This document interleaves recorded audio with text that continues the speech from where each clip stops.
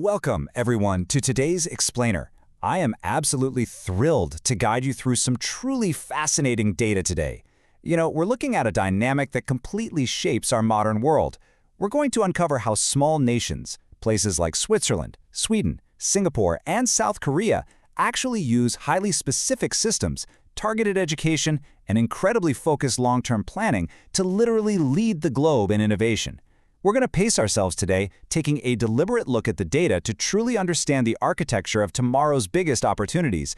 And that brings us to a fundamental mystery. Why do tiny nations outsmart giants? Seriously, why do countries with just a fraction of the population and resources of global superpowers consistently produce the world's biggest technological and economic breakthroughs?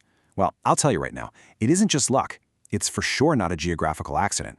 As we'll see, the most innovative nations on Earth are deliberately engineering environments where great ideas naturally evolve into world-changing businesses. Okay, let's dive into this, because we really need to shatter a very popular misconception. You see, history and pop culture absolutely love the myth of the lone inventor. That singular genius having the sudden eureka moment alone in a garage. But looking at the data, the reality is far more interesting and, frankly, much more actionable. True, world-shifting innovation isn't about isolated genius. It's about systematic innovation. It's a highly repeatable system that can actually be measured, built, and optimized. Here is our flight itinerary for today's Explainer. 1. We'll define the innovation system. 2. We'll look at Switzerland's precision. 3. Sweden's startup ecosystem. 4. Singapore's intentional design. 5. South Korea's rapid reinvention. And finally, 6. We'll zoom out to look at the global future of innovation. All right, part 1, the innovation system, making breakthroughs repeatable. To understand the machinery behind all this magic, we have to look at how it's actually measured. Every single year, major organizations like the World Intellectual Property Organization track this exact structural blueprint across over 130 economies in their Global Innovation Index. And the system pillars they find? They're deeply interconnected. It's like a giant puzzle. Governments actively fund foundational research, while university and business collaborations ensure that research doesn't just sit in a lab gathering dust. Entrepreneurs have ready access to capital. Skilled workers can easily move between companies to cross-pollinate ideas. And it all runs on a flawlessly strong digital infrastructure. So why should we care about this specific structure? Well, economists estimate that technological innovation accounts for more than half of long-run economic growth in advanced economies. It is the ultimate engine of prosperity. Part 2, Switzerland, precision and stability. Switzerland is a total masterclass in precision. We're talking about a nation of fewer than 9 million people that repeatedly ranks right at the very top of the world's most innovative economies.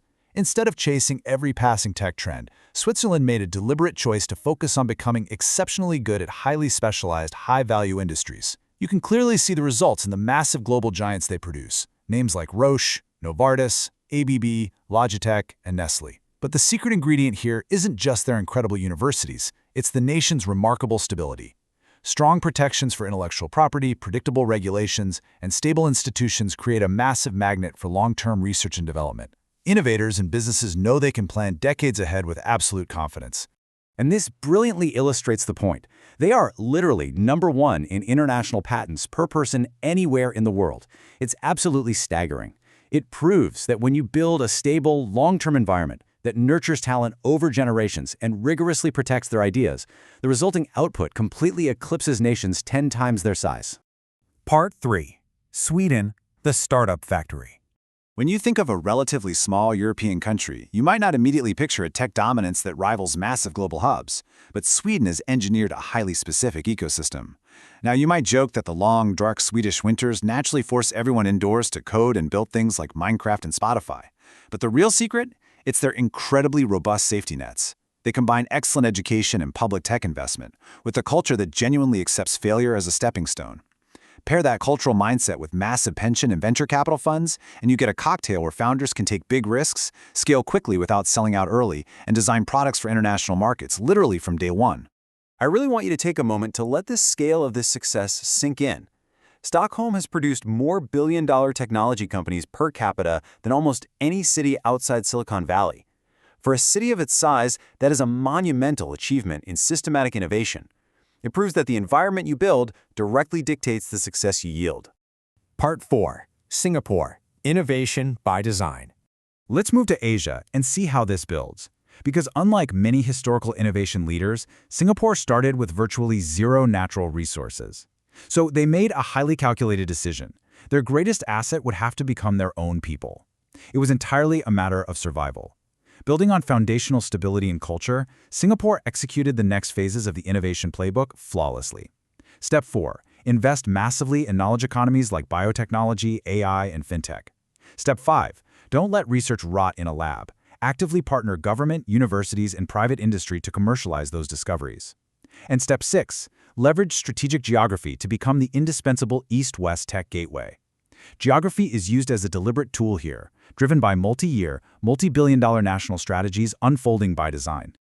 Part 5. South Korea, Rapid Reinvention. Now, if Singapore is innovation by design, South Korea is rapid reinvention at full speed. We have to remember that just a few generations ago, South Korea was one of the poorest countries in the world. Yet within a single lifetime, they transformed from an impoverished nation into the builders of the screens, batteries, and cars we interact with every single day. Today, companies like Samsung, Hyundai, Kia, and LG are global heavyweights driving modern infrastructure. This wasn't accidental. It was achieved through an incredibly tight, fierce collaboration between the government and private industry to fuel extraordinary national growth. So, the crucial point comes down to this single number, 4% of GDP. South Korea regularly invests over 4% of its entire gross domestic product into research and development. To put that into perspective, that is among the absolute highest rates on the planet.